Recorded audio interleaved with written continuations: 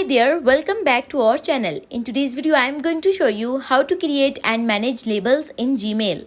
So for this purpose, here on the left side of the screen, you have this main menu button. Click on it. Once you click on it, then here you have this more option. Tap on it. Then here you can see this create new label option. Click on it. Then this will pop up on your screen. Here you need to enter label name which you want. Then click on this create option. Then at the bottom you have this label section. In this section you can see that label which I created. So for changing the color of your label, at the front of your label you have these three dots. Click on it. Once you click on it, then this will pop up on your screen.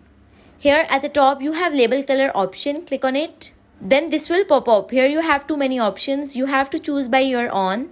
So here I choose this. So you can see that the color of my label is changed.